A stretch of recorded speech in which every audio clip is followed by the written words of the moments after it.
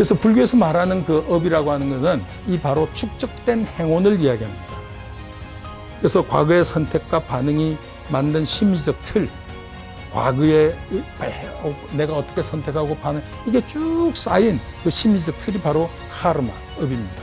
그러니까 분노에 익숙한 사람은 분노로 세계를 해석하고, 연민에 익숙한 사람은 연민으로 세계를 바라봅니다.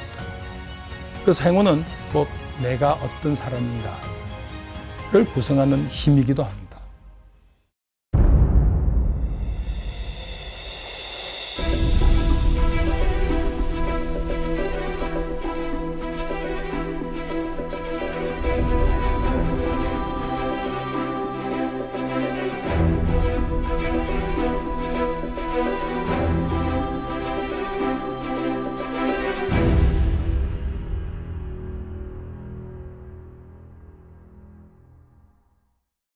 그래서 우선 먼저 five aggregates, 5원으로서의 마음을 한번 보겠습니다. 그래서 5가지는 색수상행식입니다. 아마 여러분들 그런 정도는 아실 거라고 생각합니다. 색수상행식, 그건 좀 이렇게 적어 놓으셔도 좋고요. 색이라고 하는 것은 아까 말씀드린 대로 불교에서 색이라고 하는 것은 아까 color란 뜻이라고 했습니다. 그런데 이건 어떤 형태나 어떤 색깔이 눈의 대상이 되는 것, 이런 의미도 있지만, 색수상 행식의 색이라고 하는 것은 물질 일반을 이야기합니다. 그러니까 대개 물질, 그러니까 이제 불교 개론서를 보면은 물질, 육체 뭐 이렇게 얘기를 하는데, 그게 그런 단순한 신체 개념을 가지고는 색이라는 걸 이해할 수는 없습니다. 색은 그러니까 우리의 몸과 감각기관, 5가지 감각기관이 있지 않습니까? 그리고 그 5가지 감각기관의 감각 대상이 되는 것들, 그 지각될 수 있는 물질성, 지각될 수 있는 물질성 전체를 포함하는 것이 색이라는 말입니다. 그래서 이것이 없으면 우리의 경험이, 마음작용이 일어날 수가 없어요.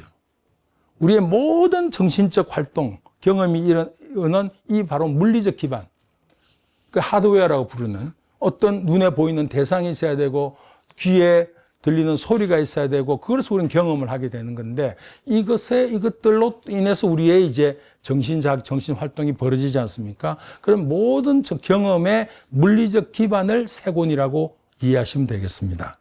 그래서, 우리 어떤, 색온을 바탕으로 우리의 모든 어떤 활동들이 시작되죠. 그래서 아까 여기 표현한 대로, 그러니까 색온은 경험을 가능하게 하는 신체적, 물질적 조건, 이렇게 이해하시면 좋습니다. 근데 되게 뭐 물질, 뭐 신체 이래 이야기하는데 그걸로서는 충분한 이해가 아니고요. 그래서 색온이라고 하는 것은 경험을 가능하게 하는 신체적, 물질적 조건. 그러니까 요즘 개념을 조금 더 여기에 보탠다면은 우리의 신경계통도 전부 여기에 색온에 해당됩니다. 신경계통들. 그런 감각기관과 감각대상 전체. 그래서 몸, 신경계, 감각기관, 그리고 외부 환경, 이 조건을 전부 다 우린 색온이라고 이야기합니다. 그래서 이 색온은 마음이 발생하는 조건, 경험이 일어나는 물리적 기반이라고 이해하시면 되겠습니다. 자, 그 다음에, 자, 아까 말씀드린 수온을 이야기하겠습니다. 수온은 우리가 이제 지금 경험이라는 측면에서 보자면은 우리의 경험에 붙는 최초의 정서적 색채가 바로 수온입니다. 근데 이거는 우리가, 불쾌해, 상쾌해, 이런 어떤 인식 이전의 어떤 느낌들입니다. 인식 이전의 느낌들입니다. 그래서 이걸 되게 이제, 옛날에는 이걸 feeling, sensation 이렇게 번역을 했는데 지금은 feeling tone이라고 이야기해요. 일종의 hedonic tone 같은 것들입니다. 그러니까 감정의 질적 바탕이 되는 것들이에요. 그 자체가 좋다, 나쁘다 이런 것이 아니라, 예를 들어서 우리가 어떤 쇠로 꽉 긁는 소리 들으면 그래 하지 않습니까? 그때는 내가 불쾌하다 마다 느낌 이전에 몸부터 반응하게 되는 요 부분이 바로 수라고 보시면 됩니다. 그런데 이 수는 결국 어떻게 되냐면은 내가 좋은 느낌에는 나를 끌어당기고, 내가 싫어하는 것들 내가 밀쳐내게 되는 요 어떤 출발점이 되는 것이 바로 이 수온입니다. 그래서 감각과 의식이 접촉하는 순간, 그게 뭐냐면 내가 세계를 경험한 최초의 경험이 바로 수온의 경험인데, 이 순간 발생하는 가장 기본적인 정서입니다. 그래서 인식 이전에 자동적으로 발생합니다. 그러니까 제가 깨달은 부처님도 수온에 있어서 쾌, 불쾌라고 하는 것은 피할 수가 없는 거예요. 이거는 살아있는 어떤 생물 활동으로서의 그냥 누구나 자동적으로 발생하는 겁니다. 그래서 받을 숫자를 쓰는 게 수온. 이걸 이제 우리는 수온의 즉각성이라 그래요. 수온은 중간에 내가 개입할 수 있는 게 아무것도 없습니다. 수온은 즉각하다. 경험의 출발점이고 또 집착과 고통의 출발점이에요. 이게. 이 부분이. 그래서 이 느낌을 조건으로 가래라고 하는 건 이제 불교 용어인데 원래 thirst죠. 목마른 거를 갈증이라고 하지 않습니까? 그래서 일종의 이제 거의 뭐라고 굉장히 우리의 어떤 욕망 중에 가장 강력한 욕망 중에 하나를 갈증이라고 이야기하고 그걸 이제 불교 갈애라고 표현합니다. 그래서 이거는 집착이라고 하는 것들이 원초적 형태라고 보시면 됩니다. 그래서 집착할 때는 이미 이제 나라는 주체가 굉장히 중요해지는데 이 갈래 단계에서는 나라고 하는 주체 이전에 어떤 그런 가장 원초적인 형태로 끌림, 회피 이런 어떤 느낌들이라고 보시면 됩니다. 그래서 나중에 이제 우리가 수행 단계에서 본다면은 고통이라든가 이런 거는 그 대상 자체가 아니라 그 감각하는 의식과 감각이 만나는 여기에 반응하는 이 느낌에서 발생하는 것들입니다. 그래서 이제 그런 것들이고요. 근데 이 수온은 그 다음에 이야기할 상온과 늘 함께 구동합니다. 함께 활동을 합니다. 그래가지고 이 상온이 늘 어떤 해석을 해요. 이 해석에 따라서 느낌도 달라집니다. 그래서 이러한 감각 경험은 이런 느낌을 줄 것이다라고는 일반적인 이야기는 있을 수 있으나 그러나 개인적으로 가지고 있는 개인적 경험들 또 개인이 갖고 있는 어떤 상황들 여기에 따라서 다 다르게 일순할 수 있는 것은 바로 상온이 감각 경험을 동시적으로 해석하고 있기 때문에 그 해석의 결과에 따라서 우리는 쾌, 불쾌, 중성적인 것들이 다 달라질 수 있다는 말씀입니다. 근데 이제 예를 들어서 제가 수상하고 이제 이 부분요. 요거는 함께 구동한다 했는데 이거는 이제 논리적으로 보자면은 식이 먼저 있고 논리적 계기로 보면 뭔가 대상을 인식하는 게 있고 그게 대한 어떤 느낌이 있을 것이고 그 느낌을 해석하는 게 있다 이렇게 이야기하지만은 실은 세 개가 동시에 작동한다는 거예요. 이게 어떤 의미냐면은 우리가 예를 들어서 여기에 등불이 하나 있고 스위치가 이렇게 전기가 이렇게 간다면은 내가 탁 올리면은 불이 동시에 다 켜지잖아요. 근데 실제 전기는 흐르고 있잖아요. 그럼 뭔가 이래 논리적으로 보자면 제일 먼저 켜지고 이렇게 되는 건데 그러나 실질적으로는 동시에 켜지는 것처럼 지금 여기에 우리의 어떤 식이라는 알아차리는 그 식이라는 부분과 느낌이라는 부분과 그 어떤 감각 경험을 해석하는 상이라는 부분이 항상 함께 구동하고 있다. 이제 그 부분이 굉장히 중요한 건데 오온을 이해하는 데 있어서 제가 지금 읽어본 불교 개론서 같은 경우는 그것들을 잘 설명해 놓은 책이 아무것도 없어요. 그러니까 늘 색수상 행식 이렇게만 자꾸 얘기하는데 실은 우리가 중요하게 생각하는 식과 상과 수가 어떻게 함께 구동하느냐 이 부분이 중요하다는 겁니다. 그래서 상온이라고 하는 건 결국은 흔히 지각, 표상 이렇게 이제 표현하는데 틀린 말들은 아닙니다. 그러나 충분한 건 아닙니다. 왜냐하면은 상온이라고 하는 것은 모양 상자에 마음심이 들어가지 않습니까? 그러니까 외부 대상을 마음하고 결합한 거예요. 아까 이야기한 대로 감각 경험을 정신 경험으로 해석하고 전환하는 역할이 바로 상온의 역할인데 이것이 마음속에서 어떤 일이 벌어지고 있느냐 하는 것은 그야말로 개인의 경험 또 혹은 문화적인 어떤 맥락까지도 여기에 다 포함된 이야기들입니다. 그래서 전 깜짝 놀랐어요. 제가 아비달마 교학들을 막 들여다보니까 그 당시에 지금 우리가 문화적 맥락이라고 이야기할 만한 요소들을 상에 다 설명하고 있더라고요.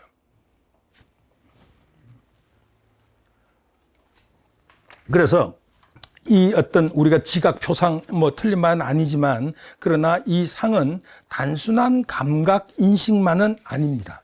감각 인식만이 아니고 어떤 감각 자극을 의미 있는 대상으로 구성하는 인식 작용입니다. 그래서 제가 모양상자, 이 상이라고 하는 것은 외부 감각 경험에서 오는 어떤 것들이고 이것이 마음과 만나서 어떤 해석작용이 벌어지는 이 부분을 상온이라 하고, 그래서 제가 이 이름을 붙이기를 세계를 무엇으로 만드는 인식구조다 이렇게 말씀드렸습니다. 왜냐하면 우리가 어떤 빛을 본다든가 어떤 소리가 탁 들리면은 그걸 그대로 받아들이는 게 아니라 그걸 해석작용을 해요. 아, 이거 위험하다. 이건 실패했구나. 아, 친구가 오는구나. 무엇이, 이런 어떤, 그런 어떤 걸로 다 개념적으로 재구성하는 이 어떤 해석과 분류작용이 전부 상해 작용들입니다. 그래서, 불교 전통에서는 이 상온을 뭐라고 이야기하냐면은 레이블링 하는, 표지, 이름 붙이는 기능을 한다는 거예요. 이름을 붙여놓으면 왜 좋냐면은 다음에 같은 작용이 왔을 때 다른 프로세스를 거치지 않고 바로 그 표지를 갖다 쓰길 수 있기 때문에 이제 그렇게 우리가 진화적으로 되어 온 거죠. 그래서 어떤 대상의 특징을 마음속에 탁 각인해가지고 다시 알아볼 수 있게 하는 작용입니다. 그래서 우리가 어떤 얼굴 보고 저 사람이다. 바로 즉시 알아보는 거. 혹은 어떤 상황을 딱 맞다르면서 이거 위기구나 하고 판단하는 것은 모두 상온에 이 이름 붙인 어떤 상온의 경험의 작동 결과입니다. 그래서 상온은 기억, 개념, 경험이 축적된 인식들을 통해서 세계를 해석하는 거예요. 이를테면 저는 파블로의 개 이야기할 때 SR이라고 이야기하지만은 요즘은 이제 마침 제가 버클스 공부를 할 때 그 심리학과에서 그 논문을 발표해서 우리가 불교학 대학원생들이 전부 그 발표할 때 갔었는데 뭐냐면 그 SR 이론이 틀렸다는 걸 증명하는 실험 결과였어요. 그 SR이 뭐냐면 아시죠? 자극과 그 반응이라고 하는 거. 이를테면 개한테 파블로의 종을 치면은 침을 흘리게 되는, 그러니까 종소리가 침을 흘리게 한다고 했는데 그 당시에서 이제 그게 틀렸다. 왜냐하면 여기 해석 과정이 있다는 거예요. 일종의 블랙박스가 있다는 거예요. 그러니까 종소리가 곧바로 침을 흘리게 반응을 하는 것이 아니라 종소리가 거기에 각인되는 어떤 훈련의 과정을 통해서 여기에서 벌어지는 어떤 작용들이 있다는 거죠. 요 블랙박스가. 그러니까 사실은 그게 우리가 마음을 이해하는 거하고 똑같아요. 마음도 그런 면에서 보면은 불교적으로 이야기하자면 일종의 블랙박스예요. 외부 자극을 그대로 인식하는 것이 아니라 외부의 자극들이 오면 그 블랙박스 안에서 해석하는 과정들이 있는 거예요. 그 해석에 따라서 내가 리스폰스 하게 되는. 그러니까 마음이란, 그러니까 우리가 이제 바로 수행의 필요성과 수행의 가능성이 거기에 있는 거죠. 그죠? 거기에 있는 거죠. 그걸 어떻게 해석하느냐. 근데 그 해석하는 어떤 것 중에 하나가 바로 이 상온의 역할입니다. 그래서 이제 상온, 수온, 식, 요거는 이제, 왜냐하면 식이 되어야만, 인식되어야만 상온이 가능해질까. 저기에 물건이 있다, 저 색깔이 있다라는 걸, 그걸 알아차린 이후에 이제 그 느낌이라는 거, 알아차린 이유가 아니라 알아차림과 함께 느낌과 그 느낌의, 그 알아차린 대상에 대한 해석, 이런 것들이 동시 작동하면서 이제 상호 영향을 미치면서 이게 활동한다는 거예요. 그래서 상호는 수온하고 결합하여서 경험에 어떤 정서적 의미를 부여해요. 그 다음에 행온하고 연결됩니다. 이거는 같이 작동하는 것이 아니라 그 다음에 연결돼가지고 행동을 유도합니다. 회피해라. 너도 뭐 아드레날린을 분비시켜라. 아니면은 집착하라. 뭐 모든 어떤 것들이 이제 연결되어 있는 거예요. 그래서 어떤 상황을 위협으로 인식하면 두려움이 발생하고 방어 행동이 뒤따르고 반대로 기회로 인식되면 어떤 기회와 도전이 생기는 거예요. 그래서 예를 들어서 앞에서 수온이라는 걸 이야기했을 때도 그런 이야기를 그런 경우인데, 예를 들어서 우리가 어떤 사람의 내가 발표한 글에 대해서 비판을 할 때 우리는 그거를 늘 뭐라 그럴까, 위협으로만 인식하는 사람이 있는 건 아니에요. 만약에 그거를 위협으로 인식한다면 화를 낼 거예요. 그러나 그걸 위협으로 인식하는 것이 아니라 내가 배울 기회라고 생각한다면은 감사한 게 따를 거예요. 그러니까 이거를 우리가 어떻게 해석할 거냐. 이게 이제 상온과 행온의 어떤 반응들과 연결되어 있는 거예요. 누가 나한테 비판을 하고 나무란다 했을 때, 아, 제가 그랬군요. 라고 할 거냐. 왜? 너가 뭔데? 내가 내 사는 것까지 너 마음에 들어야 돼? 이런 식으로 반응하지 않는 것. 그렇게 반응할 거냐, 안 할 거냐. 또 대부분 우리는 또 동물적으로 반응하는 어떤 그런 것들이 내장되어 있기도 하죠. 그러나 이걸 어떻게 조정해 나갈 것인가가 이제 하기 위해서 지금 이런 이야기들을 지금 전개해 나가고 있는 겁니다.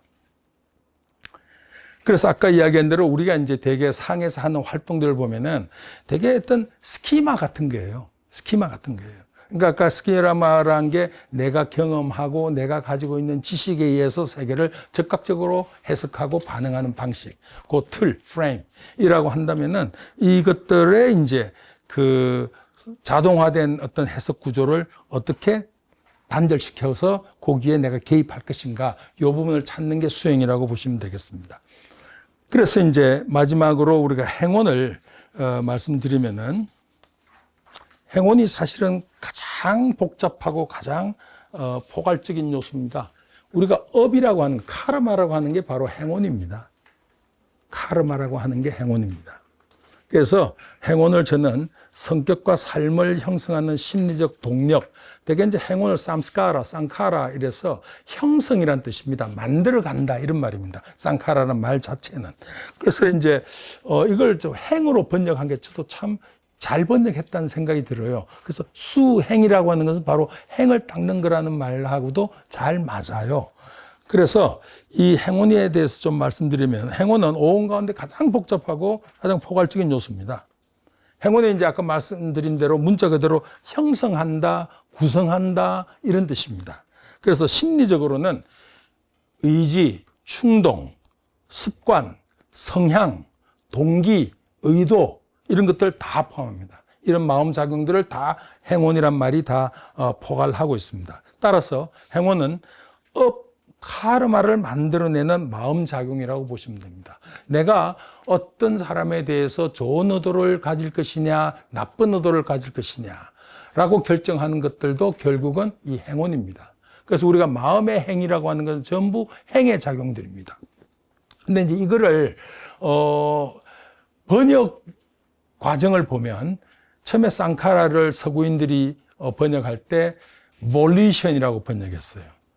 그러니까 충동이라는 말로 번역했어요.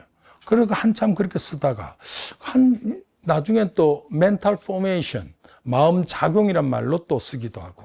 그래서 사실은 이 번역 자체에 따라 번역 자체의 그 변천 자체가 행운에 대한 이해가 계속 달라져 왔다, 이렇게 보시면 되겠습니다. 그래서 이 업을 만들어내는 마음 작용인데, 우리가 생각하고 선택하고, 이게 선택이란 말이 참 중요한데, 선택하고 반응하는 모든 심리적 움직임이 여기에 속합니다. 그래서 어찌 보면 mental formation, 모든 마음 작용들, 외부에서 온 자극에 대한 내 어떻게 반응할 것인가. 아까 우리가 결국 마음이 하는 거는 크게 범주를 나누면 두 가지를 했죠. 이게 뭐야?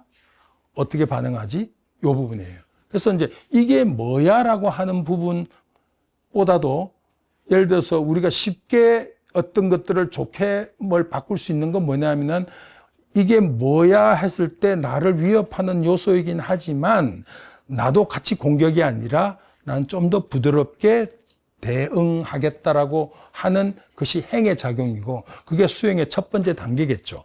그런데 더 깊이 들어가면 뭐냐면은, 이것이 무엇이라고 하는 게 여기에서 이미 내가 개입할 수 있는 여지를 만드는 것은 수행의 고수들이 되는 거죠. 왜냐, 아까 상이라든가 이런 어떤 작용들. 그러니까 행이라고 할 때는 이미 이제 그런 여기에 무슨 일이, 이게 뭐지라고 하는 파악한 뒤에 내 반응을 내가 선택하는 단계라서 쉽지는 않을 거예요. 그러나 여기서 나는, 그래도 예를 들어서 평소 자기가 가지고 있는 어떤 가치관에 따라서가 아니라 좀 더 향상되는 방향으로, 원수를 사랑하자라든가 어떤 그런 어떤 것들이 계속 이제 우리가 평소에 어떤 그런 성향을 바꿔 나가는 거예요. 일종의 이게 이제 성향인데, 우리가 그래 평화로운 상태는 누구나, 아마 트럼프도 자기 전에 그냥 가만히 누웠을 때 한 5초 정도는 평화로운 상태를 만들 수 있을 거예요, 본인도. 그런데 문제는 이 상태는 늘 변하기 마련이지 않습니까? 멘탈 스테이트라고 하는 거는. 근데 이제 이것들이 반복이 되면 어떻게 됩니까? 이걸 트레이트라 그러는데 성향이 되면 이게 이제 굳어지는 거죠. 그래서 사람들이 그러지 않아요. 습관이 성격이 되고 성격이 운명이다 하는 이야기는 사실은 맞는 이야기예요. 그건 이제 결국 우리가 수행을 한다는 것은 이 행이라고 하는 부분을 평소에 어떤 자기 성향으로서 어떻게 계속 가꾸어 가느냐의 문제이기도 해요. 실제로 붓다는 늘 이런 강조를 합니다. 무엇이든 자주 생각하는 것은 성향이 된다 그래요. 그게 나의 행이 되는 거예요. 그래서 우리가 평소에 어떤 평화로운 마음을 가지고 우리가 전 종교의 역할이 그런 점에 중요하다고 생각해요. 우리가 어떤 세속적 관점에서 보자면 나의 이익이 되느냐 안 되느냐, 나를 속이느냐 안 속이느냐 이런 관점에서만 보지만 우리가 사랑이라고 하는 생각들, 자비라고 하는 생각들, 또 뭐 여러 가지 어떤 그런 긍정적인 생각을 통해서 평소에 쭉 생각하는 어떤 것들이 바탕이 된다면은 분명히 나에게 선택하는데 다른 여지가 있는 거예요. 그래서 이제 되게 영어로 표현할 땐 그런 표현을 합니다. react 하지 말고 response 하자 그래요. react라고 하는 건 즉각적인 반응이거든요. 그러니까 제가 이제 가만히 생각해 보면은 어떤 시절에 보면 계속 react 하는 거예요. 그냥 팩 그리고 아니야 맞아 아니야 맞아 뭐 이런 식으로 조금 눈에 좀 좋아 보이면 확 이렇게 달라붙고 집착하고 아니면 그냥 피해버리고 이런데 리스폰스 한다는 것은 어떤 주어진 감각 경험을 그 자체는 내가 바꿀 수는 없지만 여기에 내가 어떻게 대응하는가는 내가 결정하는 것이다 라고 하면 사태는 많이 달라진다는 거죠. 그래서 이제 행운이란 건 이제 바로 그런 건데, 자, 행운은 수온과 상온을 바탕으로 형성됩니다. 바탕으로 형성되는 거예요. 수온과 상온을 바탕으로 형성되는 거, 우리가 어떤 대상을 지각한다는 건 상온이죠. 어떻게 느끼느냐에 따라 그에 대한 반응 방식이 달라진다. 반복되는 반응은 습관이 되고, 습관은 성격이 되고, 성격은 결국 운명, 삶의 방향을 결정한다. 이 모든 축적 과정이 바로 행운입니다. 그래서 그게 업입니다. 그래서 행운은 흔히 얘기하는 볼리션 같은 순간적인 어떤 의지가 아니라 장기적으로 형성되고 축적된 심리적 구조이자 반응 패턴입니다. 그래서 불교에서 말하는 그 업이라고 하는 것은 이 바로 축적된 행운을 이야기합니다. 그래서 과거의 선택과 반응이 만든 심리적 틀, 과거에 내가 어떻게 선택하고 반응, 이게 쭉 쌓인 그 심리적 틀이 바로 카르마, 업입니다. 분노에 익숙한 사람은 분노로 세계를 해석하고, 연민에 익숙한 사람은 연민으로 세계를 바라봅니다. 그래서 행운은 곧 내가 어떤 사람인가를 구성하는 힘이기도 합니다. 자, 마지막으로 시곤에 대해서 말씀을 드리겠습니다. 자, 시곤은 흔히 이제 우리가 의식으로 번역하고 있습니다. consciousness 이렇게 번역을 하는데 그 의식하고는 다릅니다. 여기서 의식은 어떤 자아적 주체, 영혼을 의미하는 것은 아닙니다. 시곤은 대상이 있을 때 알아차리는, 그죠? 대상이 있을 때 발생하게 되는 알아차림 그 자체를 이야기합니다. 그래서 여기에는 6가지 감각에 대응하는 6종류의 식이 있습니다. 안식, 이식, 비식, 설식, 신식, 의식이 있습니다. 그러니까 예를 들어서 우리가 눈으로 어떤 나무를 보면 그게 안식이 발생하죠. 근데 그 안식이 뭐냐? 발생된 그게 이제 나무를 봤어요. 그럼 그 나무가 나에게 어떤 의미인가를 주는 거는 그거에 대한 의식이 작동하는 거예요. 그러니까 안식에 대한 의식이 작동하는 거예요. 그래서 어찌 보면 이제 다음 찰나로 그런데 아까 제가 냄새구나, 냄새인데 하는 그 한 찰나가 그 냄새를 식별하는 라면 냄새구나 하듯이 그것이 이제 자기의 어떤 경험 구조 속에서 해석하는 두 번째 찰나, 두 번째 심적 경험이 되겠죠. 그래서 의식은 어떤 고정된 실체가 아니라는 거. 우리가 늘 의식은 늘 여기에 하나 내 의식 속에 있다라고 생각하지만 그건 고정된 실체가 아니라 조건에 따라서 발생하는 하나의 사건일 따름이다. 그래서 시고는 다른 4가지 온이 작동할 수 있는 기반입니다. 그러니까 이를테면 우리가 이제 일본의 사쿠라베 켄이라고 하는 학자가 아주 비유를 잘 들었는데, 시고는 그걸 뭐냐면은 우리가 이제 옛날 영사기를 이렇게 여러분 생각해 보시면 필름이 쭉 돌아갈 때 여기에 가운데 불이 하나 있지 않습니까? 그 불이 계속 필름을 비추죠. 비추면 그 화면이 이제 거기에 그림이 나오지 않습니까? 불을 비추고 있는 거예요. 그래서 시곤 자체는 어떤 것들에 말하자면은 가치라든가 어떤 것들을 식별하는 작용일 뿐, 그것에 대한 의미 부여를 한다든가 이런 기능은 전혀 없습니다. 그냥 영사기에 비추는 그 불빛 같은 거, 알아차리는 기능 하나밖에 없습니다. 그래서 수온, 상온, 행온은 모두 이 시곤의 장 위에서 벌어지는 일들입니다. 그래서 시곤 자체는 의미나 평가가 들어가 있지 않고 그건 단지 알고 있다는 어떤 기능적 흐름일 뿐입니다. 그런데 문제는 이 시곤을 자라고 생각하는 것, 그걸 불교에서 말하는 무명무지입니다. 우리의 있던 고통의 발생은 여기서 시작된다고 보는 거예요. 고통의 발생은. 고통을 우리는 일어나는 고통을 회피하고 피할 수는 있어요. 그러나 근본적인 거는 바로 그 시곤을 나라고 착각하고 있는 거. 나라고 착각하는 게 동일치하는, 거기에서 이제 그걸 근본 무명이라고 봅니다. 그러면은 이 어떤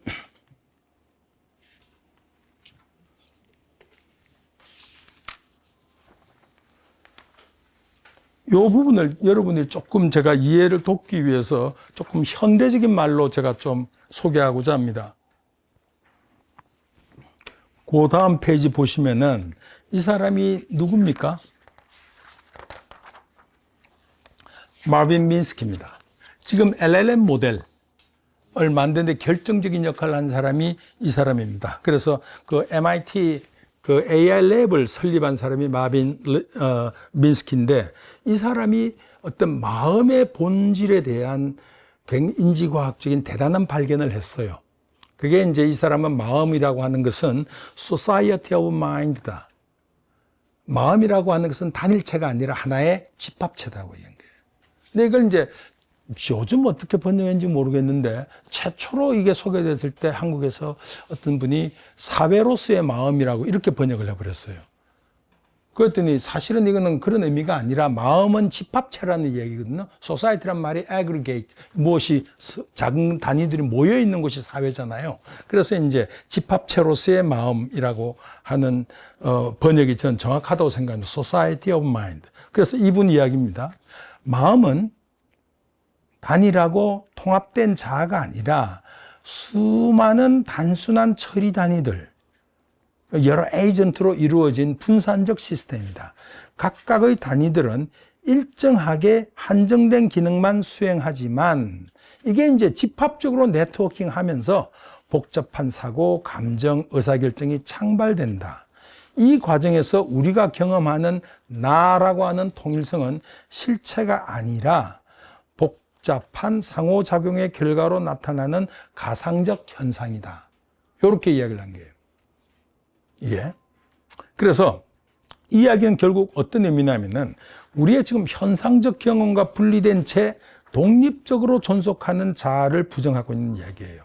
그러니까 심적 경험의 배후에 고정되고 자율적인 정신적 실체로서 나는 존재하지 않는다는 거예요. 그래서 제가 아까 생선은 있는 거냐, 그냥 개념이냐. 그리고 저는 아까 이제 연기법적 사고가 좋아하는 이유 중에 하나가 생선이란 무엇인가 라고 이 얘기를 묻기 시작하면은 사실은 생선 중에서는 조기나 도미는 늠름한 생선인데 멸치도 생선은 생선이잖아요. 근데 그래 묻지 말자. 생선이란 무엇인가 이렇게 묻는 게 아니라 무엇을 생선이라고 하냐 하면은 꽁치부터, 조기, 도미, 늠름한 것부터 시작해서 아주 초라한 멸치까지 다 생선이잖아요. 이제 그런 어떤 개념 속에서는 자꾸 좀 사고를 하려고 하는 거죠. 자, 그래서 우리가 이야기한 집합체로서의 마음이나 오온으로서의 마음이나 같은 거예요. 다만 불교에서는 이제 이런 어떤 인지과학적 모델이 아니기 때문에 색수상행식이라고 하는 5개의 어떤 글로만 얘기하지만 여기에서는 지금 이야기한 수많은 단순한 에이전트들, 처리 단위들의 네트워킹으로 이야기하고 있고, 실제 불교에서도 온 말고도 75법을 이야기합니다. 75개의 법을 이야기하는데, 그 중에 이제 실제 마음작용에 관련된 게 72개입니다. 그리고 오의 백법을 이야기하는 경우도 있고, 그래서 색 안에도 여러 어떤 세부적인 법의 단위들을 얘기하고, 마음 작용들의 마음 요소들을 얘기하고, 예를 들어서 우리가 선한 마음을 낼 때 함께 작동하는 11개의 법을 일일이 다 나열합니다. 그리고 이제 우리 대승불교 전통에서는 그렇게 안 하지만, 아비달마 전통이나 이런 데서는 특히 옛날 몽고 불교 같은 경우는 보면 그 75법을 전부 다 벽에 붙여놓고 수행자들이 외웁니다. 그거를 외워서 완전히 자기 것이 된 상태에서 명상에 들어가서 내가 선한 마음이 날 때 어떤 마음 요소들이 동시에 작동하고 어떤 요소들은 작동하지 않는가, 이런 것들 전부 관찰하는 훈련들을 해요.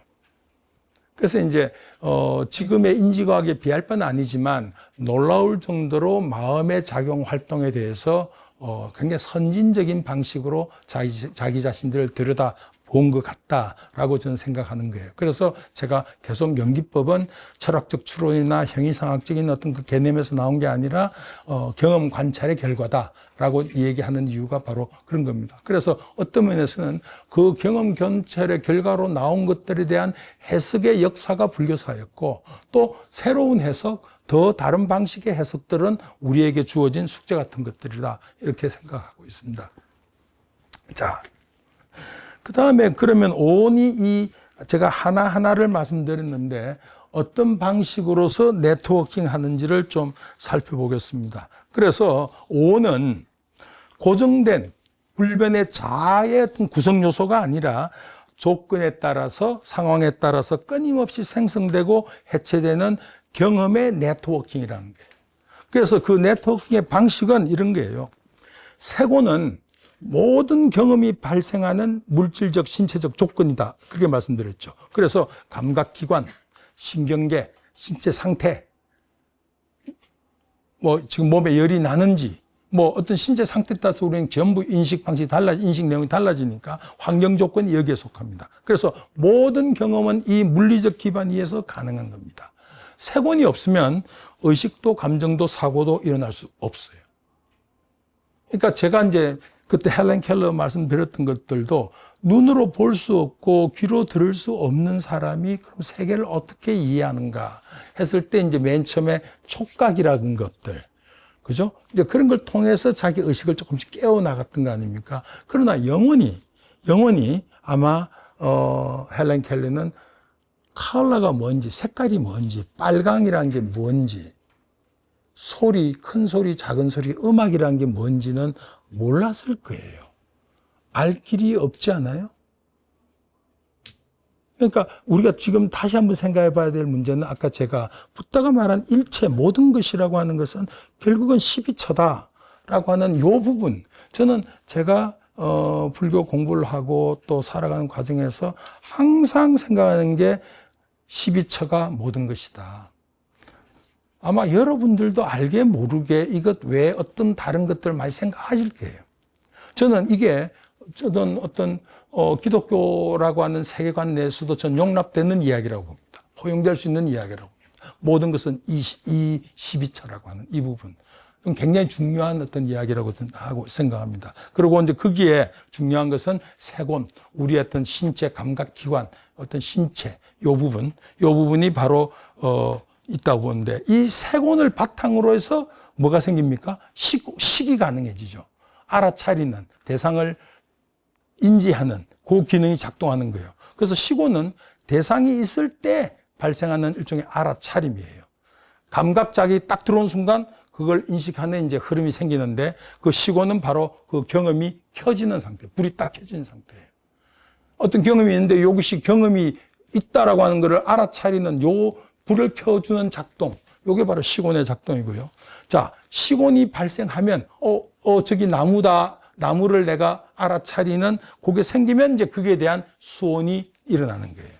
그 수온은 자극에 대한 즉각적인, 아까 즉시성을 이야기했잖아요. 바로 그거는 중간 여과의 과정이 없습니다. 즉각적으로 불쾌 중성적인 반응이 일어나게끔 돼 있어요. 그건 우리가 살아있는 한은 그거는 피할 수 있는 다루기가 없습니다. 그래서 우리는 이게 무슨 얘기냐면은 어떤 대상을 인식하는 순간 이미 정서적으로 반응하고 있어요.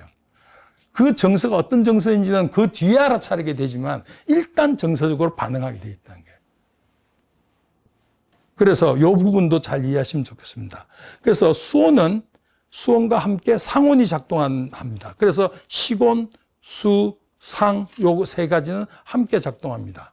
그래서 스위치를 올리는 순간이 모든 연결된 전등이 동시에 켜지는 것과 같은 것으로 봐도 좋습니다. 다만 논리적으로 식, 수, 그리고 상이라고 하는 계기적 순서를 말할 뿐 실제적으로는 동시에 지금 작동하고 있다. 사고에 영향을 미치면서. 그래서 상호는 감각과 느낌. 자, 감각이 뭔지 느낌이 뭔지 아시겠죠? 감각과 느낌을 종합해서 그 대상을 개념적으로 해석하고 이름 붙이는 기능을 합니다.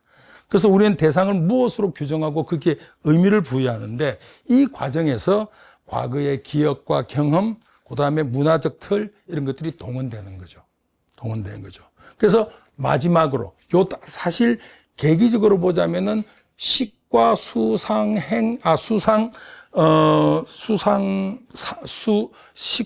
색, 식, 수, 상, 요 네 가지가 거의 동시적으로 작동한다면은, 그 다음, 그게 아까 제가 이게 무엇이지 파악하는 마음의 영역이라면은, 그 다음에는 이걸 어떻게 내가 반응할 것인가가 행운이 이런데, 그건 다음 찰나예요. 그래서 마지막으로 행운이 형성된다. 이건 시간적으로도 한 찰나 뒤고, 여기에 마인드 갭이 있는 거예요. 그래서 행운은 인식과 감정을 바탕으로 나타나는 의지, 반응, 습관, 선택 같은 것들이에요. 그래서 반복된 행운은 성격과 삶의 방향을 형성하고 다시 새로운 경험 조건을 만들어냅니다. 그래서 이 네트워킹 맛이 요약하면 이런 이야기입니다. 세고는 경험의 물질적 토대고, 경험이 일어나는 물질적 토대가 바로 세고이고, 수는 그 위에 발생하는 정서적 반응이고, 상호는 의미를 구성하는 인식 구조고, 행호는 이러한 경험을 축적하여 선택을 어떻게 하는지 결정하고 한다는 거죠. 그래서 이 구조를 도식화하면은 세곤에서 식, 수, 상이라고 하는 사태 파악하는 요 세 가지가 작동을 하게 되고, 거기에서 내가 어떻게 반응하고 어떤 선택을 할 것인가라는 것이 행운입니다. 이게 다시 새로운 조건을 형성해서 다시 세곤으로 환류하는 요 어떤 삶의 과정이라고 보시면 되겠습니다. 그래서 수행의 관점에서 보자면은 오는 결국 우리는 내가 경험하고 있는 것은 전부 조건화된 상황 속에서 벌어지는 연기적 작용이라는 걸 이해하는 과정이고, 수행은 이제 그걸 넘어서는 과정이에요. 자동화된 반응을 넘어서는, 그 스키마를 넘어서는 과정이에요. 그러니까 누가 욕하면은 같이 화가 나는 자동적인 반응이 아니라, 누가 욕을 하더라도 내가 선택하는 것은 내가 결정할 수 있다라는 거예요. 너가 나 기분 나쁘게 했지가 아니라 나는 다르게 반응할 수 있다라고 하는 요 부분을 윤리적인 도덕적인 어떤 그런 자기 규율로서 하는 것이 아니라 반응 자체가 바뀔 수 있는 요 훈련, 요거에 저는 명상이고 수행의 과정이라고 생각합니다. 그래서 우리는 흔히 네트워킹에서요. 네. 그 순서가 저러니까 우리가 오늘 얘기할 때도 식색, 수, 상, 행으로 하는 게 더 이해가 쉬웠을 것 같아요. 맞습니다. 근데 왜 그거를 왜 색수상식이라 했냐면은 교학 전통에서는 이렇게 이야기합니다. 가장 거친 거에서 가장 미세한 순서. 그러니까 우리가 잘 이해하기 우리가 뭐라 그럽니까? 그 존재를 알기 쉬운 것부터 알기 어려운 순서로 색수상행식이라고 이야기합니다. 그래서 그걸 불교적으로 이야기하면 가장 거친 거에서 가장 세밀한 것으로 그 순서를 했다고 이야기를 합니다. 그래서 우리는 흔히 보고 듣고 느끼는 걸 그대로 경험한다고 믿지만, 그러나 우리의 어떤 감각 경험 자체는 결코 순수한 상태로 들어오고 순수한 상태로 이해되는 게 아니라는 거예요. 예를 들어서 시각, 청각, 후각, 미각, 촉각을 통해서 들어온 자극은 과거의 기억, 미래에 대한 기대, 그 다음에 축적된 가치관, 그 다음에 감정 구조를 거치면서 해석되는 거예요. 이 과정에서 신체적 경험이 이제 바로 정신적 경험으로 전환되는 거예요.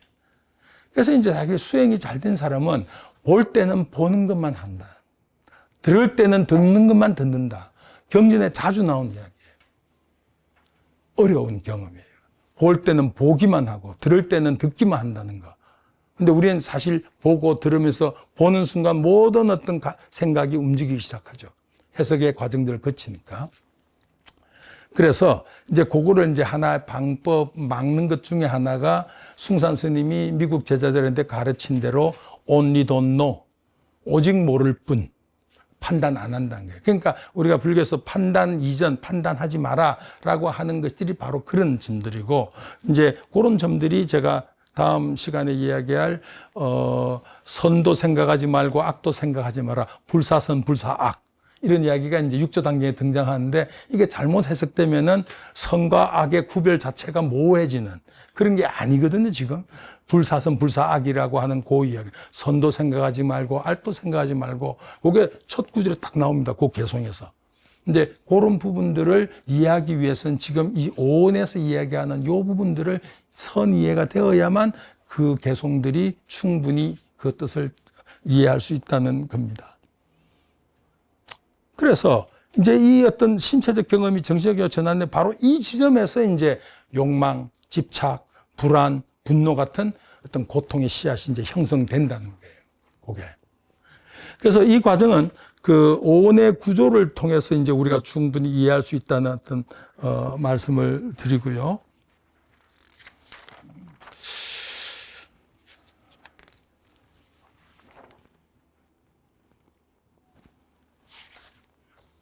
자, 여기 표현대로 그 이제 이 연쇄 구조, 아까 제가 말씀드린 색식 요 연쇄 구조, 이 연쇄 구조는 곧 업의 형성 과정입니다. 그러니까 정서적 상태는 행동을 낳고 반복되는 행동은 심리적 경향성을 만들어내요. 그래서 몸의 행동, 말의 표현, 마음의 의도가 축적되면서 하나의 인격 구조가 형성된다.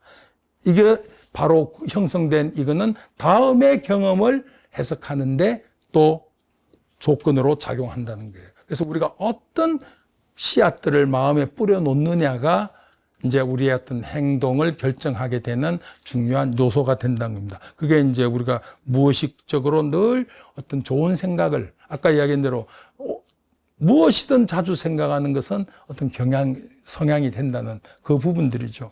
그래서 이 이야기는 결국 행원, 그러니까 우리가 어떤 자극에 대해서 내가 어떤 반응을 선택할 것이냐 하는 게 행운이라면은 이제 그것이 행위를 결정하고, 그리고 그것이 어떤 업을 낳게 되고, 그건 다음 행위에 또 영향을 미치게 되고, 이 어떤 악순환 혹은 선순환 구조, 요 구조가 지금 우리의 삶을 살아가는 구조라고 생각하는데, 그런데 그럼 수행을 왜 하느냐? 수행은 이 자동화된 시스템을 자각하는 거예요.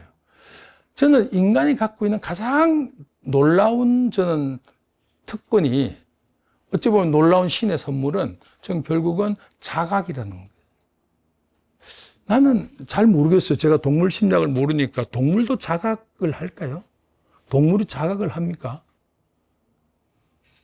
우리 이제 자각이라고 하는 이 부분, 자각, 스스로 알아차린다는 거. 이게 저는 굉장히 인간 놀라운 어떤, 뭐, 진화의 결과물인지, 아니, 어떤 건 잘 모르겠습니다만, 자각하는, 알아차린다는 거.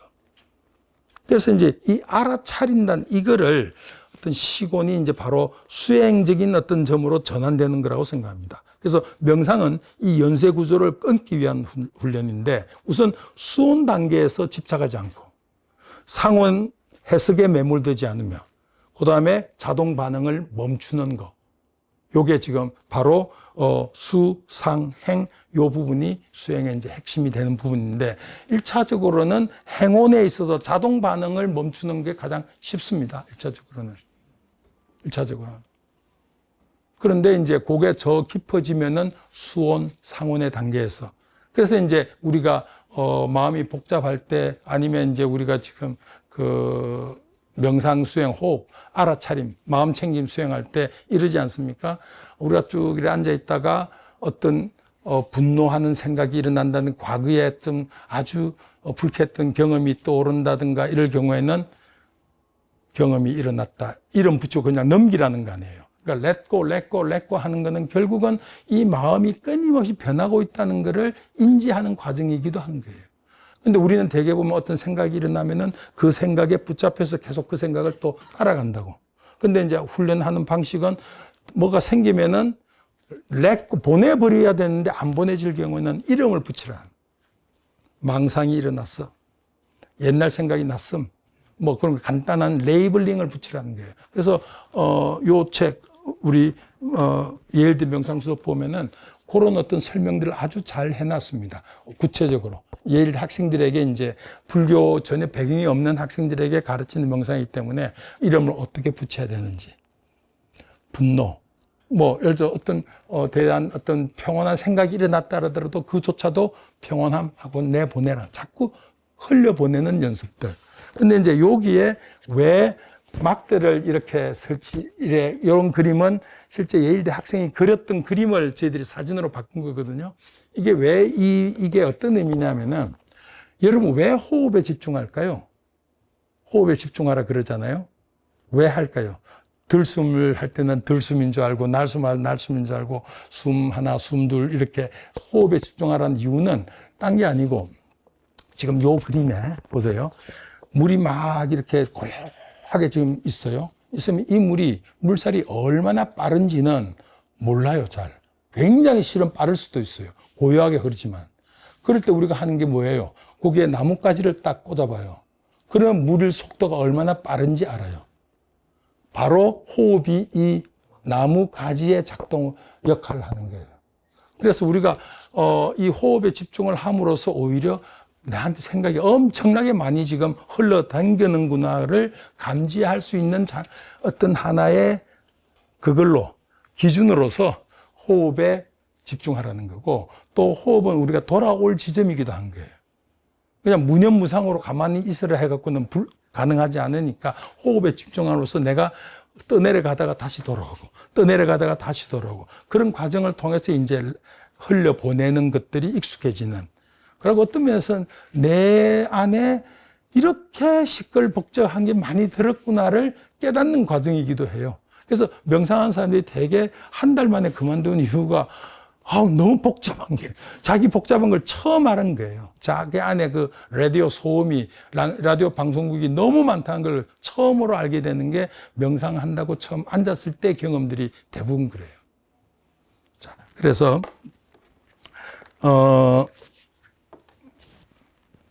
그래서 저 나중에 필요한 분들 요거 가져가셔도 됩니다. 괜찮죠?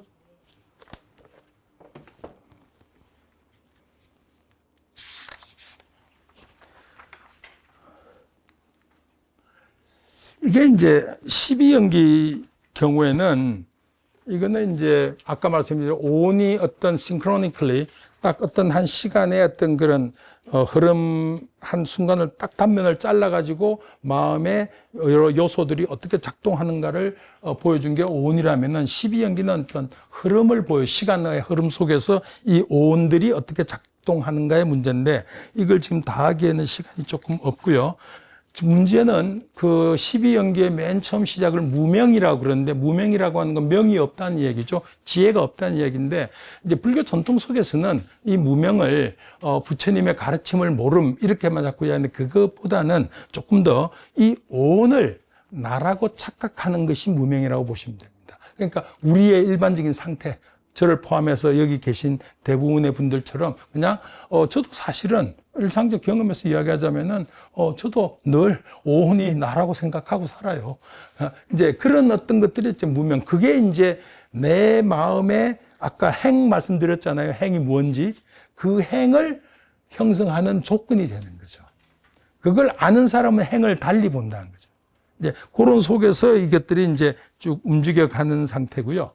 이게 하나하나 이야기하면 너무 어려우니까 그 다음 페이지 한번 보십시오. 보시면은 우리가 이제 문제가 되는 부분이 뭐냐면 이 7번부터 보시면 됩니다. 6번부터 보시죠. 그러니까 우리가 육처를 조건으로 촉이 생긴다 이러는데 육처라고 하는 게 우리의 안입이 설신의 또 그것이 대상을 만나는 요게 촉이잖아요. 여기 이제 촉이 생기는데 이때가 색, 식, 상, 수가 동시 작동하는 경험이 발생하는 그 순간이에요. 6번이, 5번이. 그 경험이 발생하면 거기에서 수가 나온다 했잖아요. 수가 나오면 이 수에서 우리는 어떤 집착할 것인가 회피할 것인가라고 하는 애가 발생하는 거예요. 애, 끌림. 사실은 무엇을 하지 않겠다, 회피하겠다도 애의 일종이에요. 그래서 이제 7번이 그렇고요. 8번은 이 애를 조건으로 그냥 그것을 끊으면 되는데 끊는 게 아니라 뭘 합니까? 취. 이 취라고 하는 게 이제 집착이 심화 단계가 오는 거예요. 이 단계에서 뭐냐면 내 거다. 내 걸 만들고 싶다. 나와 욕망을 동일시하는. 이게 이제 동일시가 강화되는 거예요. 이게 이제 결국은 말하자면은 상온과 행온이 나중에 한번 제가 드렸던 말씀을 집에 가서 하나씩 다 복습해 보십시오. 상과 행이 자아 개념하고 결합하는 과정입니다. 이 집착의 단계, 이 취라고 하는 게. 취는 단순히 집착이 아니라 mine, 내 것, 나라고 하는 이것이 강화되는 과정들이거든요. 그래서 이제 이 취를 조건으로 해서 유가 발생하는데 이 유는 그러니까 한문으로 불교 경전을 번역할 때 부하바라는 말도 유로 번역하고 사트란 말도 유로 번역하고 이랬는데 부하바와 사트는 전혀 다릅니다. 뭐냐면 사트는 being입니다. 존재란 뜻이고요. 부하바는 becoming, 발생한다는 뜻이 과정이란 뜻이에요. 그런데 여기에 부하, 유는 있을 유자라고 했지만은 사트, 존재로서의 유가 아니고 무하바라고 하는 becoming의 뜻입니다. 그래서 여기에 유라고 하는 것은 뭐 다시 태어난다 이런 의미가 아니라 어떤 뭐냐면은 이게 특정한 삶의 패턴이 등장하는 거예요. 그러니까 욕망하는 나가 생겨버리는 거예요. 이미 전 어떤 집착이 있기 전에는 욕망하는 나는 아니잖아요. 그냥 살아갔는데 어떤 집착이 생기면서 욕망과 나가 동일시되고 욕망하는 주체가 생겨버린 요 상태가 유입니다. 유고 여기에서 이제 생이 일어난다는 것은 새로운 삶이 일어난다는 것이 아니라 새로운 자아 경험이 시작되는 거예요. 욕망하는 나가, 분노하는 나, 좌절하는 나, 무서워하는 나 이런 것들이 이제 발생한다는 거예요. 근데 그걸 이제 불교에도 표현할 때는 길 가다가 새끼줄을 보았는데 새끼줄을 보고는 뱀인 줄 깜짝 놀래는 그러니까 뱀은 있지도 않은데 뱀을 누가 만들어냈어요? 내가 만들어낸 거예요.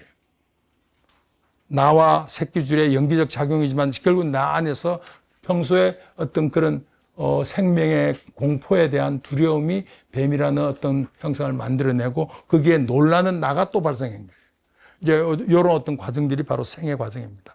이 생을 조건으로 노사라고 하는 게 결국 고통과 상실, 좌절감, 기대는 무너지고 집착은 상처로 돌아오고 다시 무명으로 환류되는 새로운 어떤 시작입니다. 그래서 12연기는 온이 시간 속에서 순환하면서 자기 강화 구조를 만들어가는 과정이자 삶을 만들어가는 메커니즘인데 자, 거꾸로 무명이 이제 자아관념을 없앤다면 그 무명에 의해서 행이 만들어지는 것이 아니라 새로운 행이 만들어지고 고통이 발생하지 않는 구조로 가게 되는 이게 이제 12연기의 역관, 순관이라고 하는 그 부분을 이야기합니다. 그러나 중요한 거는 12연기 12개 모두가 중요한 게 아니에요.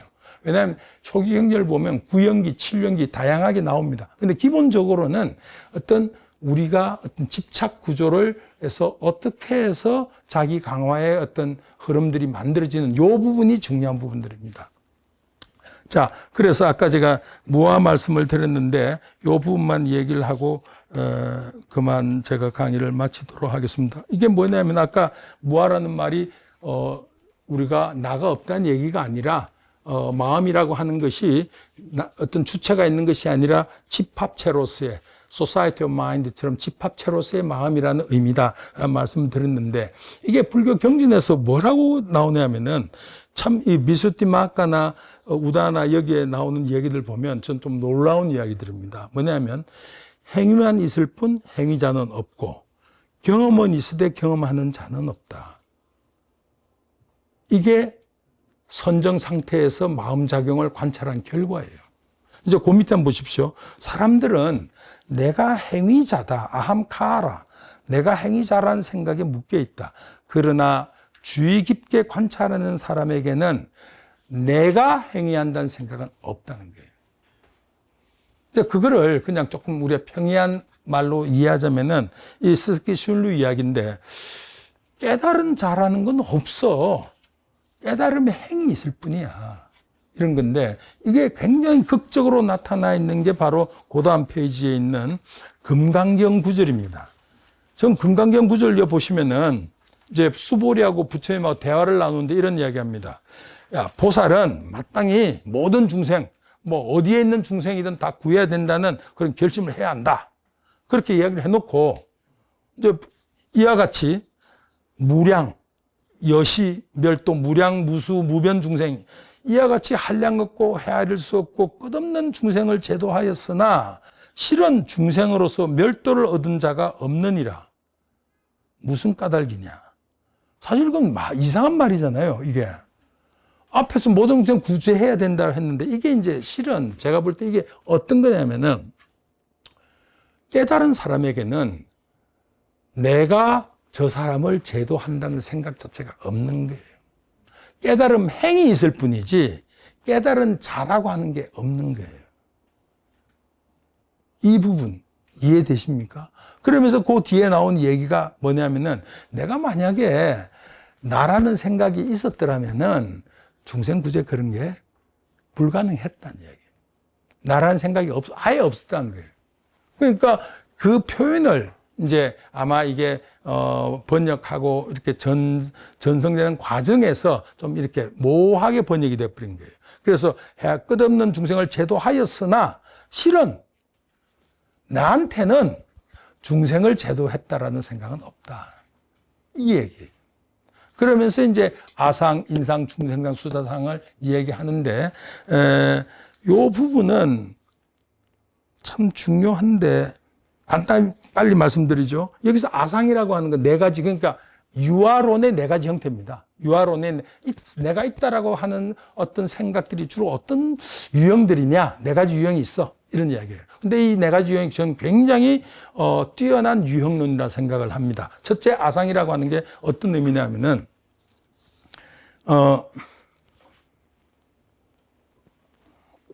여기 아상은 바로 아트만 같은 겁니다. 아트만 같은 것들입니다. 내가 여기에 빨리 하기 위해서 좀 네. 자, 이게 이제 자아 집착의 네 가지 유형인데 아상이라고 하는 건 바로 인도 종교 문화 전통에서 말하는 아트만 같은 거예요. 그러니까 인간 존재의 어떤 근원적인 본질이 있어. 자, 여러분 간단히 생각하면은 나는 내가 나쁜 짓 하면서 내가 나쁜 짓 하는 거 알죠? 거짓말하면서 내가 거짓말하고 있다는 걸 알죠? 그러니까 우리 어떤 행위하는 거 바탕에 요걸 바라보고 있는 성찰적 자아가 늘 있는 거예요. 그러면은 나라고 하는 그때 거짓말하는 나는 다른 것에 의해서 관찰되면서 어떤 행위를 하고 있는, 그러니까 어떤 그런 어떤 양쪽의 역할을 다 하고 있지 않습니까? 근데 그게 계속 거슬러 가다 보면은 아무것도 안 하면서 모든 나를 쳐다보고 있는 나가 있을 거 아니냐. 논리적으로 보자면은. 그죠? 그게 바로 아트만이에요. 그게 아트만이에요. 그 부분. 근데 그래서 이제 그런 어떤 그것이고 또 한 가지는 선정 경험 속에서 브라만과 합이라는 체험. 그것이 바로 아트만이에요. 그래서 그거 이제 아트만의 아상이라는 건데 이게 어떤 면에서는 서양 형이상학적 전통에서 이야기하는 주체라는 것도 그런 개념이에요. 그거는 어떤 것의 모든 것들을 주체이기만 하지 객체이지 않은 어떤 것. 그건 이제 논리적으로 뭐라 그럴까요? 전제된다 해야 될까? 뭐라 해야 될까? 하여튼 그런 어떤 개념도 형이상학적 전통에서 이야기하는 아상, 주체 개념도 그건 아상의 유형에 속한다는 생각입니다. 두 번째는 인상인데 이게 우리 한글 번역에 보면 뭐 내가 인간이라는 생각이다, 뭐 오만함 이런 식으로 비하하는데 전부 다 틀린 번역들입니다. 이게 뭐냐면은 어떤 나는 언제나 동일한 나다라고 하는 자기 동일성에 대한 믿음을 인상이라고 그래요. 그래서 이 인상은 윤회 주체로서 동일성을 생각하는 것도 인상에 속합니다. 인상에 속합니다. 그래서 시간의 흐름 속에서도 동일한 개체로서의 나가 지속된다고 믿는 관념입니다. 그래서 불교에서 말하는 윤회는 동일한 실체 반복이 아니라 인과적 연속일 뿐입니다. 그래서 과거의 나와 현재의 나는 원인과 결과로 연결되어 있을 뿐 동일한 개체가 지속되는 게 아니라는 거예요. 그래서 이 동일성의 착각이 바로 인상이라고 볼 수 있습니다. 그 다음에 이제 세 번째 중생상인데 요건 조금 이따 설명하고 수자상이라고 하는 것은 명자, 목숨 명자를 쓰기도 하는데 이것은 인도의 지바 같은 거. 그러니까 이를테면 뭐 근데 이제 우리 한글 번역 보면은 오래 살고자 하는 욕망 뭐 이렇게 수자상이라는데 그거는 정말 엉터리 번역이고 수자상의 숫자는 지바의 번역으로서 생명을 유지하는 어떤 근원적인 원리나 실체를 이야기합니다. 흔히 영혼, 기, 생명 에너지 그런 개념으로 이해됩니다. 그래서 수자상은 육신과 구별되는 생명 원리나 영혼을 가정하는 개념입니다. 관점입니다. 몸은 변해도 참된 나는 변하지 않는다는 이 생각은 사실 인간에게 위안을 주는 굉장히 강력한 유아론의 근거가 됩니다. 그거는 이제 히랍 철학에서부터 기독교 이르기까지 계속 지금 내려오고 있는 어떤 그런 영혼 개념 같은 거 이런 것들이 이제 결국은 이런 수자상에 해당됩니다. 근데 이제 중생상이 가장 문제인데 중생상 번역을 보면요. 내가 중생이라는 생각, 뭐 그런 식으로 그런 게 아니고 이거는 유아, 내가 있다 하는 관념인데 이건 뭐냐면은 안이비설신이라고 하는 우리의 감각기관과 마음의 활동에 따라서 전개되는 경험의 연속성, 그 상속이란 게 어떤 찰나생 찰나멸하는 이런 인과적 연속이라 했지 않습니까? 이 상속을 영속적인 자아의 증거로 착각하는 태도입니다. 우리가 보고 듣고 느끼고 생각하는 경험이 끊임없이 이어지면서 그 모든 배후에 어떤 지속하는 주체가 있다고 믿는 요게 중생상입니다. 그러니까 가장 일상적인 자아관념인 거예요, 이게. 이게 가장 일상적인 자아관념입니다. 그래서 가장 끊어내기도 어렵습니다. 이 중생상이. 그래서 불교의 관점에서 그러나 이 모든 경험은 감각기관과 대상의 접촉에서 발생하는 연기적 산물인데 이것이 상속되면서 이것이 어떤 나의 주체라고 믿는 요 관념이 중생상입니다. 그래서 아까 연기적 산물일 뿐인데도 이 흐름을 나의 경험으로 통합하고 거기에 실체적 주체를 투사해버리는 이게 중생상의 핵심입니다. 그래서 오늘날 관점에서 보자면은 우리의 일상 경험과 가장 밀착되어 있는 거, 그게 지금 중생상입니다. 우리는 깨어있는 동안 끊임없이 보고 듣고 생각한다. 이 과정에서 형성되는 생물학적, 인지학적 존재감은 너무나 직접적이어서 그 생생한 느낌은 곧 나의 실제로 받아들이는 거예요. 정말 생생하잖아요. 내가 맛있는 거 먹으면 내가 맛있다고 느끼고 이런 어떤 너무나 생생한 어떤 그런 그 감각, 그것을 느낌을 나의 실제로 받아들인다. 그러나 이건 역시 조건이 갖추어질 때 나타나는 하나의 상태일 뿐이다 라는 겁니다. 그래서 요약하자면은 아상은 경험의 배후에 있는 본질을 설정하고, 인상은 시간적 동일성을 부여하고, 수자상은 생명의 주체를 상정하고, 중생상은 경험의 연속성을 자아로 오인하는 것. 이것이 유아론의 네 가지 형태라고 보실 수가 있겠습니다. 그래서 어떤 이런 식으로 분석하자면 무아는 단순히 내가 없다는 부정명제가 아니라 경험을 해석하는 또 다른 틀로서 이해할 수 있을 것 같습니다. 예, 여기까지입니다.